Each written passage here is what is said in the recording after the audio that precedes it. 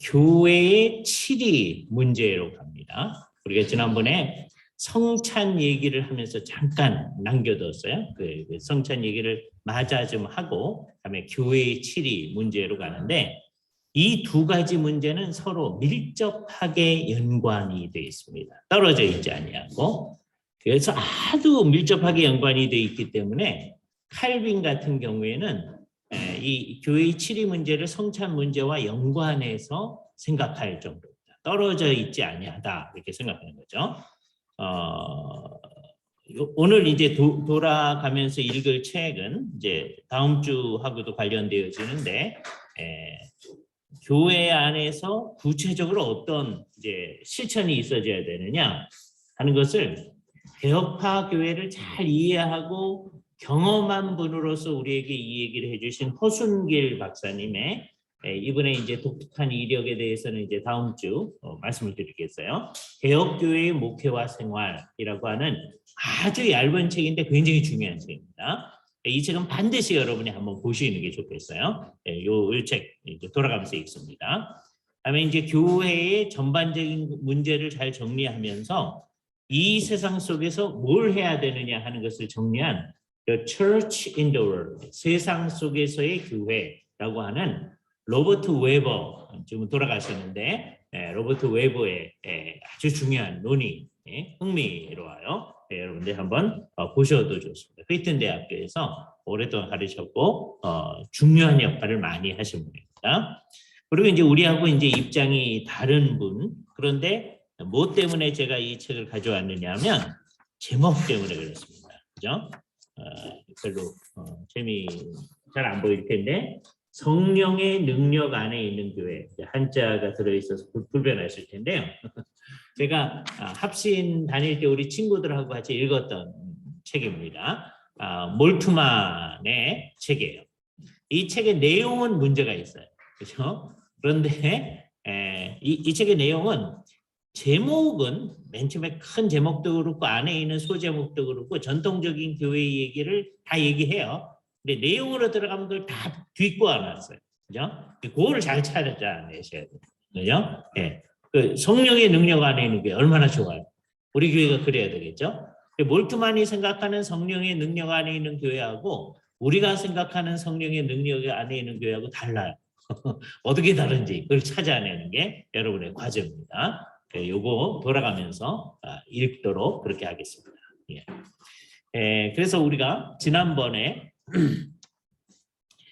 성찬 얘기를 하면서 천주교회의 화채설서부터 이제 얘기를 했었어요.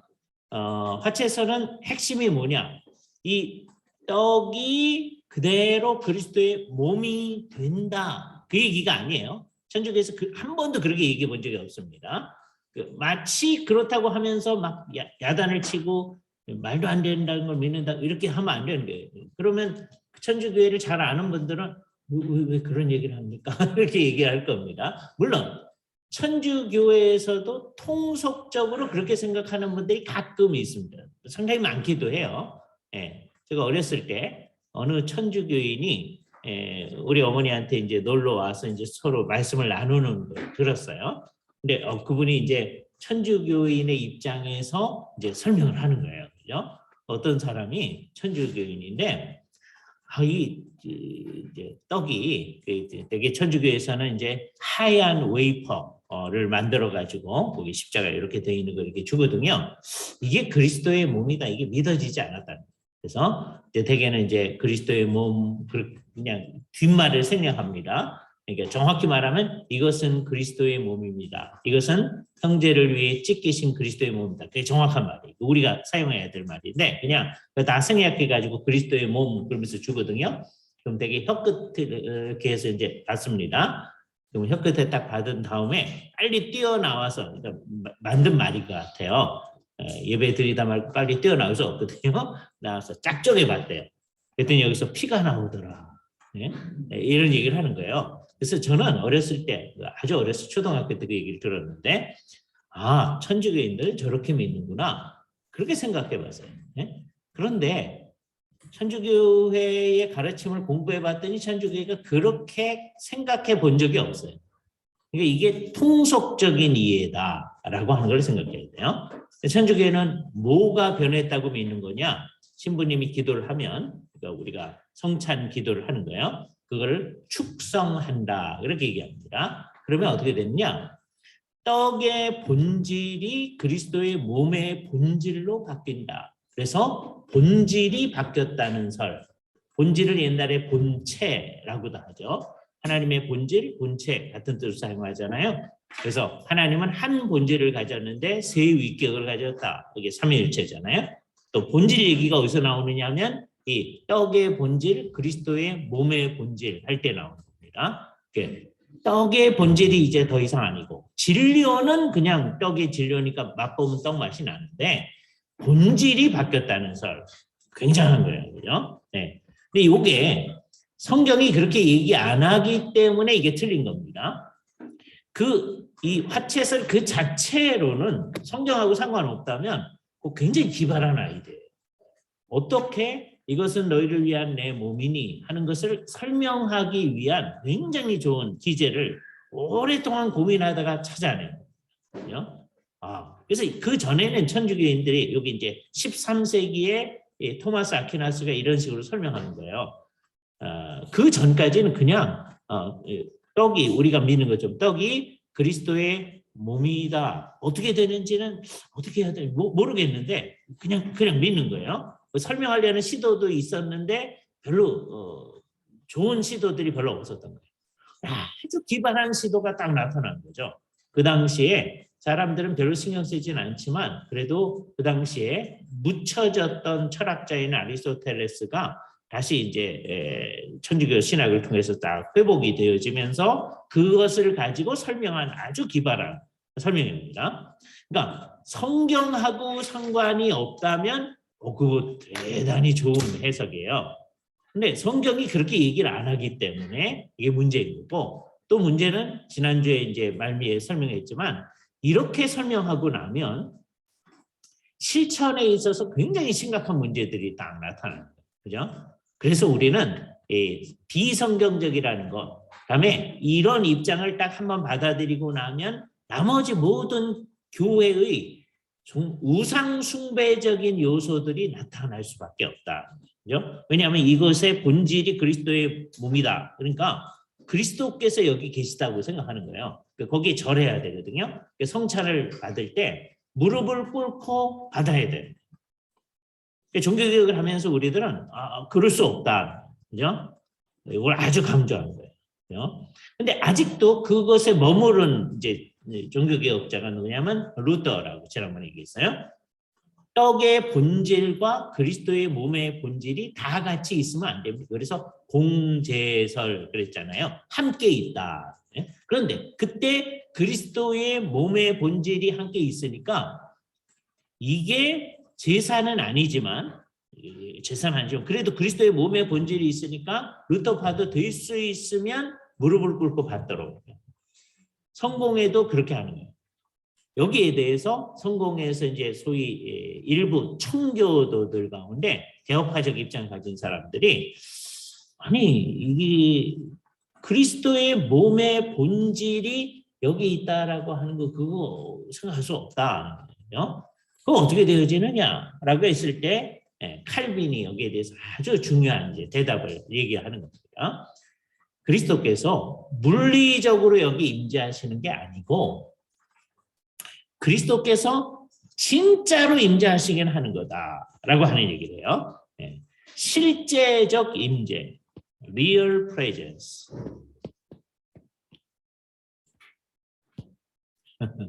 지금 이제 온라인으로 이 수업을 듣는 사람들은 리얼 프레젠스를 하는 거냐 아니냐 이게 좀 어려운 상황이에요. 아닌 것도 아니고 긴 것도 아니죠. 여기 출석해 있는 분들 리얼 프레젠스죠. 그렇죠?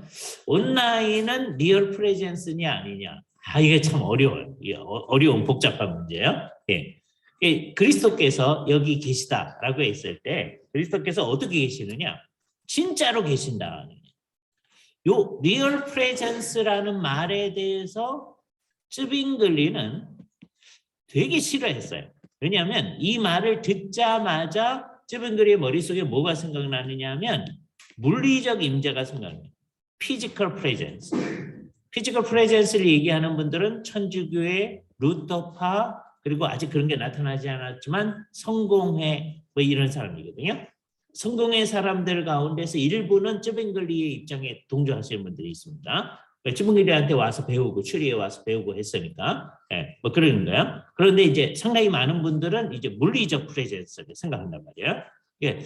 리얼 프레젠스는 피지컬 프레젠스다라고 생각하니까 쯔빙글리는 이 용어가 싫은 거예요. 그래서 이것 때문에 열심히 싸웁니다. 그런데 이게 재미있는 건데 그 피지컬 프레젠스가 아니면 뭘까라고 했을 때 이제 칼빈이 굉장히 중요한 공을 한 게 스피리추얼 프레젠스, 영적인 임재. 그리스도께서 성찬을 나눌 때 우리 가운데 실제로 임하시는데 그러면 이제 다른 모든 사람들은 다 물리적 프레젠스를 생각하는 거거든요. 근데 칼빈은 아니야. 물리적으로는 안 계셔. 그런데 영적으로 같이 계시는 거야. 이 얘기를 하는 거예요.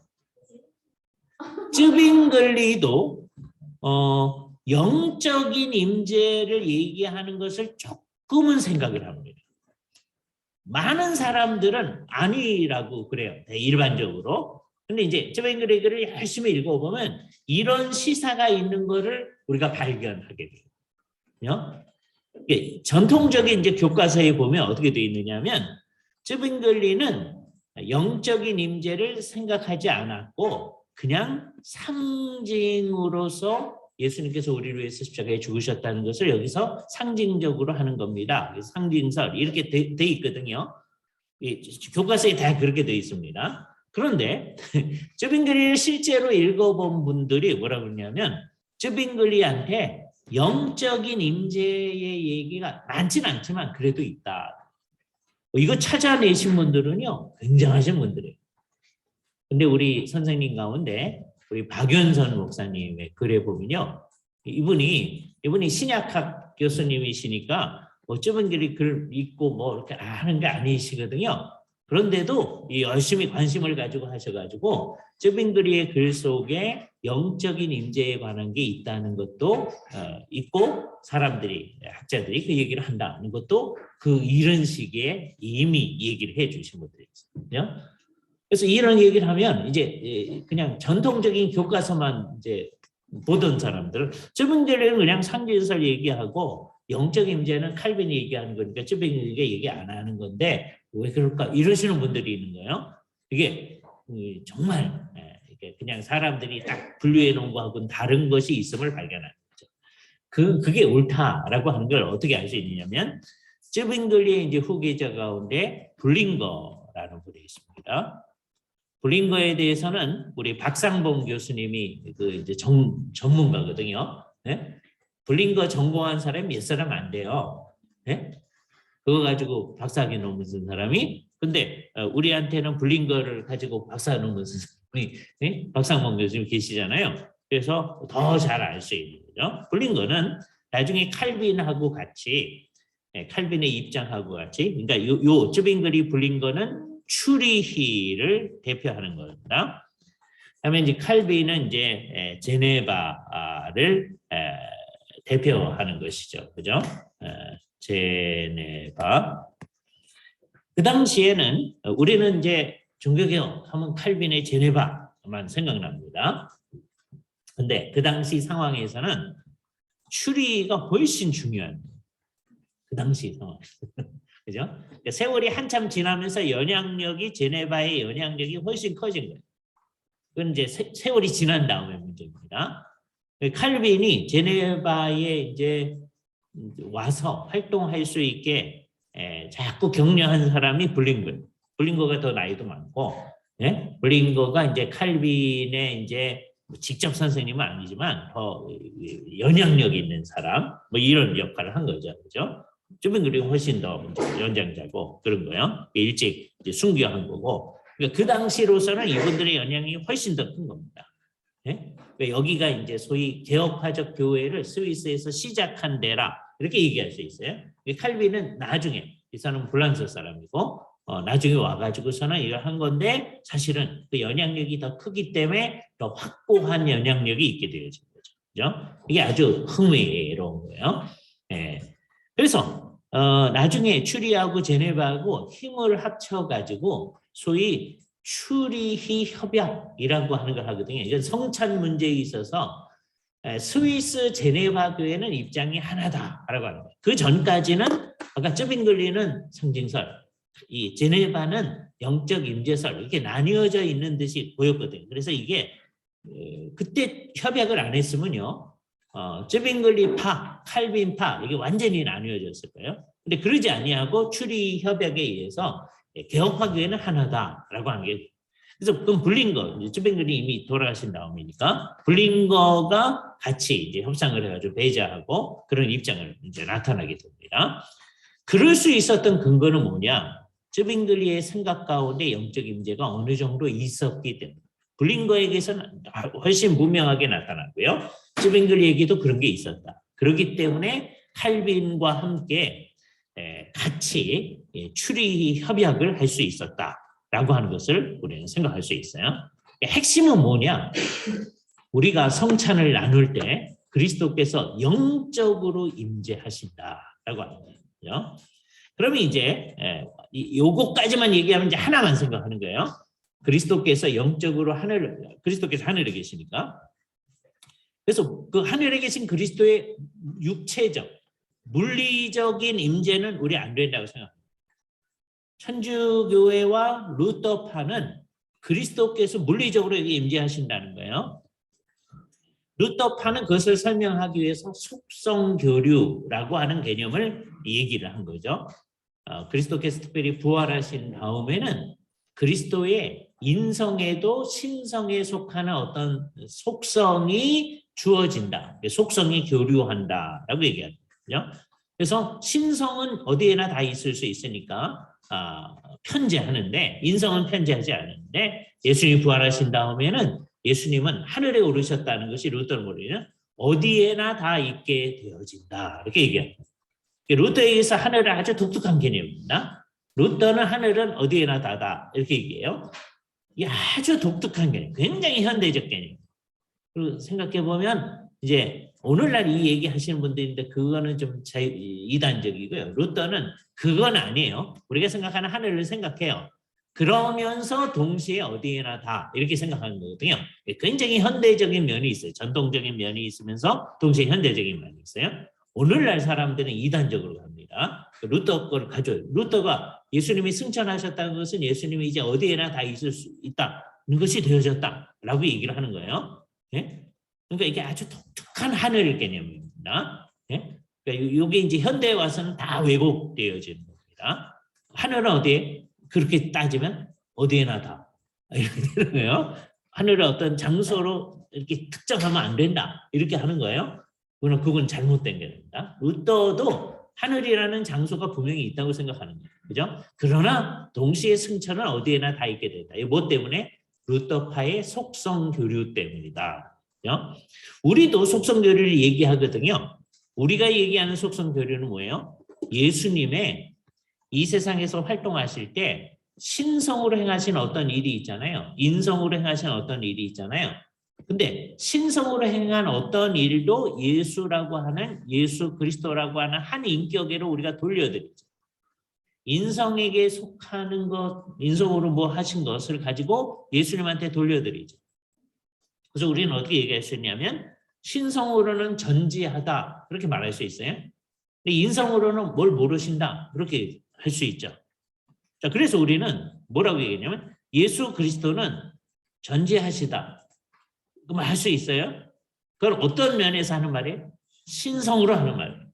근데 예수 그리스도는 어떤 걸 모르신다. 이렇게 말할 수 있어요. 아주 대표적인 게 그날과 그때는 아무도 모르나니 아들도 모르고 그때 뭘 모른다. 이렇게 말씀할 수 있어요. 그럼 뭐에 대한 얘기예요? 인성으로 하는 얘기거든요. 그래서 한 인격에게 신성으로 한 일도 돌리고 인성으로 한 일도 돌리고 하죠. 예수 그리스도는 목마르지 아니하시다. 이렇게 말할 수 있어요? 뭐의 관점에서 얘기하면? 신성의 관점. 네? 그런데 예수 그리스도는 목마르다. 그렇게 할 수 있어요. 실제로 십자가에서 예수님 뭐라고 하셨어요? 목마르다 하셨잖아요. 인성은. 요게 우리가 말하는 속성교류. 신성의 속성을 그리스도 자신에게 돌리고 그 인격에게로 돌리고 인성의 속성을 그리스도의 위격에로 돌리는 일. 우리가 말하는 속성교류. 그러니까 개혁파도 속성교류를 얘기하는 거예요. 루터파도 속성교류를 얘기해요. 루터파가 말하는 속성교류하고 개혁파가 말하는 속성교류가 달라요. 그래서 우리가 말하는 속성교류 얘기를 듣더니 루터파가 뭐라는 거는 그거는 말뿐인 속성교류다. 그렇게 얘기하는 거예요. 예? 너희가 속성교류 얘기했는데 너희는 진짜 속성교류 얘기하는 거 아니잖아. 이렇게 얘기하는 거예요. 우리는 그렇지 아니하고 아니야. 이게 진짜 속성교류인 게 한 인격 안에 두 성질이 있는데 신성과 인성이 있는데 한 인격 안에 있어도 신성은 신성이고 인성은 인성인 거야. 이게 유명한 말이에요. 신성은 신성이고 인성은 인성이다. 산은 산이요 물은 물이라. 그 얘기 아닙니다. 그죠? 여기서 나오는 아주 중요한 말이에요. 이걸 갖다 이제 되게 이제 독일 이제 루터파하고 논쟁을 하니까 독일에서 goat ist goat, mensch ist mensch 이렇게 얘기했어요. 이 말은 뭐냐면 직역하면 하나님은 하나님이고 사람은 사람이다. 그 말이거든요. 근데 사실 이 말은 어떤 맥락에서 얘기하는 거냐? 그리스도 안에 신성은 신성이고 신성이 안 변한다는 거예요.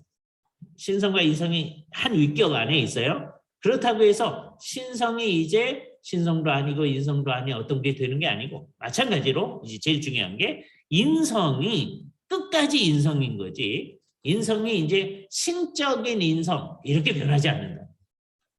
예? 요건 사실 엄밀한 의미에서 칼시돈 신조에 훨씬 더 충실한 거죠. 이게 재미있는 현상이에요. 루터파도 칼시돈 신조를 받아들여요. 칼시돈 신조를 안 받아들이는 사람이 이단입니다. 루터파는 이단이 아니니까 칼시돈 신조를 받아들여요. 그러나 그 함의를 우리가 생각하는 것처럼 충분히 생각은 안 한다. 루터파는 신성은 신성이고 인성은 인성이다. 그 생각을 안 해요. 그러니까 신성은 신성이다. 그거는 그냥 얘기해요. 그런데 예수님의 신성과 인성이 합쳐진 다음에 특히 부활 이후에는 인성도 신성적 특성을 가질 수 있다는 거예요. 왜요? 속성교류 때문에. 그죠? 근데 우리는 그렇게 얘기할 수 없다. 그죠? 예수님이 지금 하늘에 계신데 물리적인 몸, 그죠?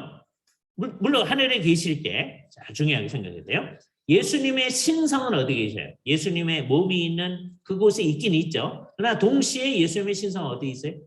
어디에나 다 있죠. 신성이니까. 이게 우리 말하는 거예요. 거꾸로 예수님이 이 땅에 갈릴리 해변에 있을 때 갈릴리 해변에만 예수님의 신성이 있는 거예요? 아니죠. 어디에나 다 계셔요. 이거는 상상하기 어려운 겁니다. 칼빈의 아주 위대한 생각이에요. 그리고 그 얘기를 들으면 이제 그 얘기 처음 들으면요. 무슨 이단 같은 생각이냐. 자, 칼빈이 이렇게 얘기합니다. 예수님께서는 하늘 보좌를 떠나지 아니하시며 동시에 마리아의 태에서 수태되셨다. 맨 처음에 이 얘기를 들으면 무슨 이단 같은 얘기를 하는 거야.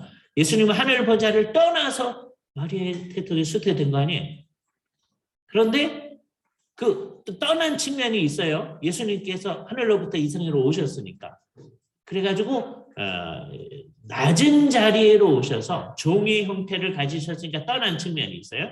그러나 그 상황에서도 예수님의 신성은 하늘에서 계속 계시는 거예요. 이 세상에도 오셨지만. 그죠? 아주 놀라운 거예요. 예수님이 팔레스타인 땅에 있어요. 그러나 그 당시에 우리나라 에도 예수님의 신성은 계십니다. 하나님은 어디에나 다 계시니까. 인성은 팔레스타인 땅에만 있어요. 요게 칼빈의 아주 위대한 소리. 그래서 그것에 의해서 칼빈이 뭐라고 그래요? 예수님이 갈릴리 해변을 거니실 때에 온 세상을 섭리하시는 그 손길을 거두지 않으셨다. 칼빈의 기독교 강조에서 이 얘기를 딱 그 이후로 우리가 늘 신성은 신성이고 인성은 인성이다. 이 얘기를 아주 강조하는 겁니다. 요거를 우리는 뭐라고 얘기하느냐?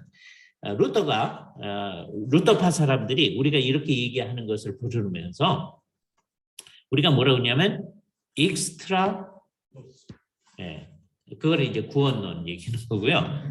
익스트라는 바깥이라는 건데 우리 바깥인데 익스트라 후마눔, 이제 지금 두 가지 해석이 가능한데 인간 바깥에라는 말이 돼요. 근데 이때는 이제 인성에게, 인성 바깥에서도 누가 작용한다? 신성이 작용한다. 근데 루터파는 어떻게 생각하냐면 예수님이 이 세상에 계실 때는 인트라 후마눔이에요. 인성 안에만 예수님의 신성이 있다. 그렇게 생각하는 거예요. 근데 우리는 그 얘기를 들으면 아니야. 예수님의 인성 안에 물론 신성 계시지. 그러나 제가 잠깐 예수님 해보겠습니다. 잠깐 갈릴리 해변에 이제 여기가 갈릴리라고 생각해보고 제가 이제 있다면 이 인성이 여기 있어요. 인성이 있는 그 안에 신성이 있죠, 분명히. 그죠? 여기는 신성이 없는 거 아니잖아요. 있는데 동시에 그 신성은 어떻게 돼 있어요? 어디에나 다 계시다고. 그러니까 우리는 그 얘기를 듣자마자 뭐라고 얘기할까요? 익스트라 후마노. 예수님의 신성은 인성 바깥에서도 있고 작용하신다. 그 얘기를 할 거 아니겠어요? 우리는 맨날 이 얘기를 하거든요. 그랬더니 이 사람, 루터파 사람들이 우리한테 뭐라고 하냐면 너희네 칼빈주의자들은 왜 만날 익스트라 후마눔 그런 얘기를 하느냐. 그래서 칼비니스티쿰, 이게 칼빈주의자들이 말하는 밖에서라는 말입니다. 이 번역을 이제 복잡한데 칼빈주의자들이 말하는 밖에서, 그래서 이걸 하나로 묶어야 돼요. 칼빈주의자들이 말하는 밖에서. 이게 뭡니까? 칼빈주의자들은 항상 예수님의 신성은 인성 바깥에서도 작용한다. 그 얘기를 한다는 거예요. 바깥에서만 작용한다 그 얘기 아니에요. 안에서도 작용하죠. 물론. 그러나 동시에 어디서도 바깥에서도 작용한다. 이게 익스트라 칼비니스트급이에요. 그죠? 이거 되게 이제 기독론 시간에 여러분이 이거 배웠는데요. 그때 이제 시험 문제 이거 나오면은 꼭 이렇게 쓰는 사람이 있습니다. 이거는 칼빈주의 신학의 바깥에 있는 견해로서 비성경적인 잘못된 견해이다. 이렇게 쓰는 사람 꼭 나와요. 이 사람들은 어떻게 생각한 거예요? 되게 이것을 그냥 문자적으로 생각한 거예요. 칼빈주의의 바깥에, 그잖아요. 익스트라 칼비니스티코. 그래서 번역을 그렇게 하면 안 돼요. 칼빈주의 신학이 말하는 밖에서 이걸 한 뭉텅이로 딱 묶어줘야 돼요. 이게 우리 입장이에요. 처음에는 이게 루터파가 우리한테 붙여진 이름이에요. 너희 왜 맨날 바깥에서라고 그러냐? 근데 우리는 기쁨을 가지고 그렇다. 이게 우리 입장이다. 근데 그게 성경에 충실한 것이고 그게 우리 개혁파 전통에 충실한 것이다. 라고 얘기를 합니다. 그죠? 이게 사실에 부합한 것이다. 자, 그러니까 예수님이 이 땅에 계실 때에는 예수님의 인성 안에만 신성이 있는 게 아니라 인성 바깥에도 있죠. 예수님이 이제 지금 하늘에 계시단 말이에요. 몸이. 그러면 몸이 하늘에 계실 때 예수님의 몸이 있는 곳에 신성이 있죠. 그러나 거기에만 있는 게 아니라 예수님의 신성은 어디 있어요? 어디에나 다 계셔요. 근데 더 놀라운 게 우리가 성찬을 할 때 신성으로, 즉 영적으로 그리스도께서 더 특별히 임재하셔요. 예수님께서 어디에나 다 계신 것은 어떤 의미에서 존재론적인 거예요. 존재론적인 거예요. 그다음에 성찬에서 그리스도께서 영적으로 임재하시는 것은 이거는 영적인 거예요. 이걸 잘 생각을 하셔야 돼요. 존재론적으로 예수님은 어디에나 다 계신다. 그렇게 생각해야 돼요. 뭐가? 신성이. 인성이 어디에나 다 계신다. 그러면 안 돼요. 루터파가 되시는 거예요. 이 세상에는 자기가 뭘 얘기하는지도 모르면서 그 교단에 속해 있는 사람 많이 있습니다. 여러분이 이제 그렇게 되면 안 되는 거죠. 여러분이 개혁파에 있으면서 루터파 얘기를 막 하고 예? 그러면 안 되잖아요. 이거 나중에 할 얘기를 미리 하면 정말로 대할 텐데 우리나라에서는 되게 이 세상이 완전히 없어지고 하나님이 새로운 세상을 만들 거다 이렇게 생각하는 게 좀 더 일반적이에요. 근데 사실 그게 루터파가 일반적으로 생각합니다. 모든 루터파가 다 그런 건 아니지만 주로 루터파는 그렇게 생각하고요. 개혁파는 주로 이 세상을 하나님께서 전적으로 새롭게 하시는 거예요. 예수님 다시 오실 때. 그걸 생각해 보세요. 대개 개혁파이고 물론 개혁파도 안 그렇게 생각하는 사람이 있긴 있어요. 근데 우리나라에서는 상당히 많은 사람들이 다 이 세상 이제 멸망하고 말고 없어지고 말고 새로운 세상 만든다 이렇게 생각하는 분들이 있거든요. 그게 루터파의 전형적 견해예요. 그러니까 우리가 잘 생각을 해봐야 됩니다. 우리는 개혁파의 후예들이다. 개혁파는 그냥 이게 당파적 의미에서의 우리는 개혁파다 그런 게 아니라 성경이 얘기하는 것에 이게 가깝기 때문에 우리는 엑스트라 칼비니스트품 이 얘기를 하게 돼요. 그래서 그리스도께서 이제 우리에게 영적으로 임재해 오신다라고 하는 거 이걸 우리가 늘 생각을 해야 돼요. 근데 그렇게 생각하면 여기까지만 얘기를 하면 어떻게 되느냐면 성찬을 할 때 영적인 의미에서 그리스도께서 우리에게로 임재하는 거 요거만 생각합니다. 근데 교회는 옛날서부터 무슨 말을 이제 했냐면 성찬을 할 때 우리의 마음을 듭니다. 그렇게 해왔어요. 옛날서부터. 네? 우리의 마음을 듭니다. 그래서 요거를 옛날서부터 하던 말인데 특히 개혁파가 굉장히 강조해요. 그럼 어떤 일이 벌어지느냐? 한편에서는 그리스도께서는 영적으로 우리에게 임재하시는 것이고요.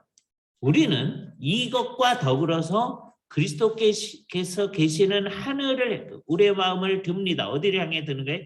하늘을 향하여 드는. 그래서 이 둘이요 중간에 만나는 게 아니에요. 그죠? 이게 온전한 그리스도께서는 우리에게 영적으로 임재하시고 우리는 물리적으로 이 땅에 있죠. 나 영적으로 그리스도께서 계신 하늘에로 향하여 올라가요.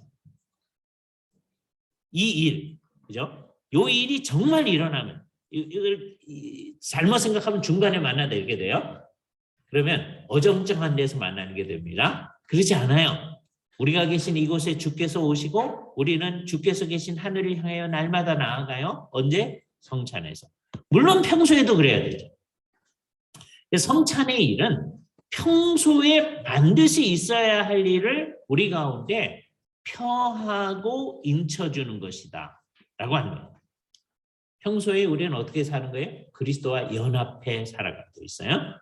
예? 예수 그리스도와 우리는 신비한 하나됨을 가지고 있어요. 그런데 그거를 성찬에서 어떻게 하는 게 너는 진짜 그런 사람이다 라고 하는 걸 펴하고 그걸 도장 찍어줘. 도장 찍어주는 건 옛날에 일수 찍어주는 거하고 비슷하다고 그랬잖아요. 그런 마음을 가져야 되거든요. 그래서 이 일이 진짜로 일어나게 되면 자연스럽게 뭐가 일어나야만 해요? 성화가 일어나요. 내가 주를 향하여 마음을 듭니다 해놓고서는 이제 우리나라에서는 이거 별로 잘 안 해요. 이게 정말 개혁파인데 이게 없어진 측면.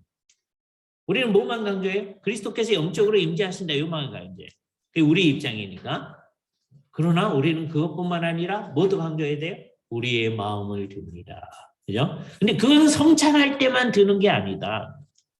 날이면 날마다 어저께보다 오늘 조금 더 우리의 마음을 주에게로 더 향하여 가야 돼. 예? 우리는 하늘에 속한 자로서 이 땅에 있어요. 여기서 중요한 구절 두 가지만 한번 생각을 해보겠습니다. 맨 먼저 읽을 구절이 에베소서 2장 5절의 말씀. 이 말씀을 정말 믿어야 돼요. 많이 안 믿어요. 2장 5절. 허물로 죽은 우리를 그리스도와 함께 살리셨고 이걸 믿어야 되죠. 우리는 어떻게 됐다? 그리스도와 함께 살아났다. 그 말을 이제 설명해 주기를 너희가 은혜로 구원을 받은 것이다. 그거를 얘기할 때 뭐라 그러냐? 6절. 함께 일으키사 그리스도께서 일으킴을 받았죠. 부활해서. 근데 우리도 어떤 존재들이다? 함께 일으킴을 받은 존재들이다. 그래서 그리스도 예수 안에서 함께 하늘에 앉히시니 우리는 어떤 존재? 하늘에 앉아 있는 존재들이다. 이때 어떤 의미입니까? 우리가 물리적으로 지금 하늘에 앉아 있어요? 아니에요. 우리는 이 땅에 있어요. 그죠? 그럼 이건 뭐예요? 함께 하늘에 앉았다는 건 뭐예요? 영적인 의미다. 마치 그리스도께서 물리적으로는 하늘에 계신데 영적으로 우리에게 임하여 오신 거하고 비슷해요. 우리는 어떻게 하는 거예요? 물리적으로는 이 땅에 있는데 영적으로는 이미 하늘에 있는 거예요. 예? 왜요? 우리의 머리 되신 그리스도께서 하늘에 계시기 때문에. 그죠? 그래서 우리는 그리스도와 연합해 있는 사람으로 하늘에 있는 사람이다. 이 생각을 마음속에 정말 믿어야 됩니다. 그냥 에베소서 2장 6절이 그렇게 얘기해. 그는 우리하고 별 상관없는 거야. 이러면 이제 안 되는 거예요. 진짜 그런 사람으로서 우리를 인식을 해야 된다라고 하는 것을 우리 마음속에 아주 분명하게 생각을 해야 됩니다. 그래서 바울은 우리한테 뭐냐면 너희가 위에 속하였으니 위의 것을 찾으라 라고 얘기하는 거예요. 골로새서 3장 1절에서부터 그러므로 너희가 그리스도와 함께 다시 살리심을 받았으면 그럼 그리스도께서는 살리심 받아서 어떻게 하셨어요? 승천하셨죠. 하늘에 계시죠. 위의 것을 찾으라. 거기는 그리스도께서 하나님 우편에 앉아 계시느니라. 우리는 어떤 사람이에요? 하늘에 속한 자다. 그거를 중국에 있는 어떤 이단적인 사람이 자기가 이제 사용해요. 그래서 그 사람만 하늘에 속한 자죠? 아니에요. 우리들 가운데서 어떤 아주 신비를 추구하는 사람만 하늘에 속한 자죠? 그러면 안 돼요. 우리가 진짜 우리가 신학교에 있어서 그런 게 아니고 모든 그리스도인은 다 어떤 사람이에요? 하늘에 속한 자이다. 땅에 있으나 이미 하늘에 속한 자. 이 의식을 가지고 사는 거예요. 그래서 우리는 끊임없이 어떻게 돼? 위의 것을 생각하고 위의 것을 추구하고 위를 향해 나아가는 사람. 항상 그런 거예요. 근데 특별히 어디서 이걸 하는 거예요? 성찬을 할 때. 이 일을 진짜로 하면 어떻게 될 수밖에 없어요? 거룩한 사람이 될 수밖에 없어요. 여러분이 예수 믿은 다음에 그다음에 입교한 다음에 어른으로서 이제 예수 믿은 사람은 세례 받은 다음에 성찬에 무수하게 많이 참여했잖아요. 그죠? 지난 2년은 못했지만 그래도 무수하게 많이 참여했잖아요. 이 무수하게 많이 참여했으면 그 제대로 된 뜻대로 했으면 우리한테서 굉장한 성과가 일어나야 돼요. 근데 그러지 않았다고 하는 걸 뭘 얘기하는 거예요? 이게요. 이게 정말 무시무시한 건데 우리가 성찬을 제대로 참여하지 못했다. 네? 이게 우리의 삶의 결과가 나타나는 거예요. 네? 내가 성찬을 무의미하게 했다. 여기 책임을 질 사람이 두 분인데 한 분은 그 성찬을 집례하신 목사님이시고요. 네? 한 분은 누구예요? 우리 자신이에요. 네? 우리 모두가 책임을 져요. 목사님 왜 그렇게 하셨어요? 이러면 안 돼요. 우리가 정말 이게 의미 있게 참여했으면 지난번 성찬을 했을 때보다 훨씬 더 성숙되어져요. 훨씬 정말 하늘에 속한 자다운 모습이 나타나야 돼요. 이게 성찬의 의미입니다. 그러니까 성찬은 그리스도께서 우리를 향해서 오시는 하강적 측면도 있어요. 우리가 주를 향해 올라가는 상승적 측면이 있는 거예요. 그죠? 이걸 오해하면 중간에 만난다고 그랬어요. 중간에 절대로 만나는 거 아니에요. 우리가 있는 대로 늘 내려오셔요. 그래서 우리의 이 성화되지 않은 그 모습을 깨우쳐 주시는 네가 그리스도의 십자가로 말미암아 구속함을 받은 사람 아니냐? 네가 성찬에 참여했던 사람 아니냐? 또 받는 거야. 그러면 그거에 부합한 사람이 돼야지. 주께서 우리를 끌어올리시는 거예요. 우리는 또 주님의 그 끌어올리심에 근거해서 그러니까 요 그리스도께서 오셔서 사실 엄밀히 따지면 이게 어떻게 그리는 게 더 나으냐면 그리스도께서 오셔가지고 성령으로 임하시는 거거든요. 영적인 임재. 그래서 우리를 끌어올리시는 거예요. 엄밀하게 말하면 그래야 된다. 그죠? 그리스도께서 오셔서 성찬할 때마다 진짜 오시는 거거든요. 네? 그래서 우리를 끌어올리시는 거예요. 그런데 성찬의 그 의미는 조금 희미하게는 하지만 어디 그냥 있어요? 우리의 매일매일의 예배 가운데 그냥 다 있는 거예요. 성찬을 안 하는 예배도 있잖아요. 그때에도 이 일이 있는 거예요. 그리스도께서 오셔서 우리를 상승시키시는 일이 나야죠. 그리고 좀 희미하긴 하지만 언제도 있는 거예요? 우리의 일상생활 가운데서도 있는 거예요. 우리가 평소에 살 때는 그리스도께서 함께 안 계시는 거예요? 아니에요. 그러니까 우리는 이게 지난번에 이게 파스텔로 이렇게 희미하게 좀 진하게 좀 더 진하게 얘기했던 거 기억나시죠? 그게 우리에게 실제돼야 돼요. 그래서 이 모든 것의 공통점은 뭐냐? 그리스도와 신비한 연합이라고 하는 거예요. 우니오 미스티카, 신비한 연합. 그리스도. 그리스도와의 신비한 연합. 이 신비함이라고 하는 것은 영적인이라고 하는 말을 바꿔서 쓰는 거예요. 이 세상에 있는 걸로 어떻게 설명할 길이 없어서 신비한 그게요. 내용을 따지면 영적인 연합. 우리는 중생했을 때, 우리 개인으로 따지면 중생했을 때 그리스도와 연합을 한 거예요. 이게 실질적인 또는 주관적 연합의 시작입니다. 그런데 이때 처음으로 연합한 게 아니고요. 그리스도께서 십자가에 죽고 돌아가셨을 때 이미 우리는 그리스도와 연합해 있는 거예요. 이것을 우리는 객관적인 연합이라고 얘기해요. 이거를 흥미로워요. 벌코프의 용어입니다. 그리스도와의 객관적 연합. 그다음에 중생서부터 그리스도와 함께 하는 걸 주관적 연합 그렇게 얘기해요. 그죠? 그런데 이상적으로 따지면 하나님께서 우리를 선택하셨을 때 에베소서 1장에 그리스도 안에서 선택하셨다고 그랬죠. 그거를 뭐라 그러냐? 아이디얼리. 이상적으로는 언제 연합한 거예요? 예수 그리스도 안에서 우리를 선택하셨을 때. 영원전에. 예? 이게 놀라운 거랍니다. 그죠? 우리는 처음부터 그리스도와 연합되어져 있는 존재예요. 이상적으로는 영원전에, 객관적으로는 언제? 2000년 전에 그리스도께서 십자가에 죽으시고 부활하셨을 때 이미 그리스도와 함께 죽고 살아나는 거예요. 그러나 아직 주관적으로 그렇게 느끼지 않아요. 주관적으로는 이제 각 사람이 중생하면서부터 그리스도와의 연합의 삶이 시작되죠. 근데 여기서 이제 삼위일체론에서 공부한 걸 다시 한번 적용해야 돼요. 그리스도와 연합했다고 하는 거는 그리스도하고만 연합한 게 아니고 누구하고도 연합한 거예요? 성령님하고도 연합한 거죠. 그리고 누구하고도 연합한 거예요? 성부 하나님과도 연합한 거예요. 물론 그거를 성경이 많이 얘기는 안 해요. 그러나 함의가 같이 있는 거다. 그러니까 우리 이 세상에서의 삶은 물론 이 세상의 삶만이 아니라 하늘의 삶도 마찬가지인데 그리고 나중에 새하늘과 새 땅에서의 삶도 마찬가지인데 전부 어떤 삶이에요? 우리는 삼위일체 하나님과 함께 살아가는 삶을 사는 거다. 그런 사람답게 사는 일, 그게 하나님의 백성으로 사는 일이거든요. 그러니까 교회는 어떻게 해야 되느냐?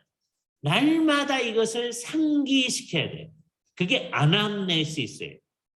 내가 그리스도와 함께 죽고 살아났다는 것을 기념한다 우리말에 번역된 말, 그 아남네시스예요.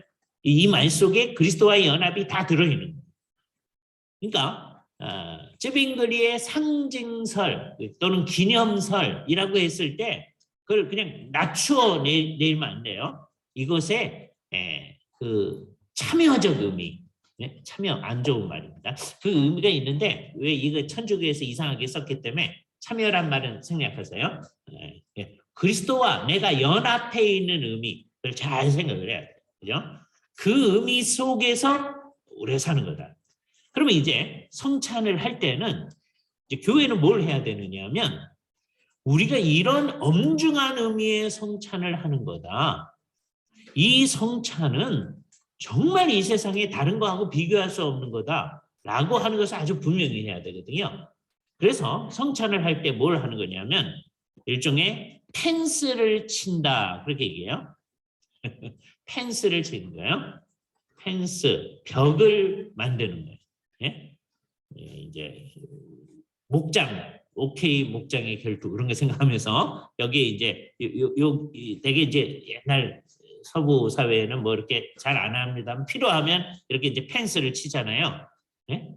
펜스를 친다라고 하는 게 누가 성찬에 들어올 수 있는지에 대해서 규정을 하는 거예요.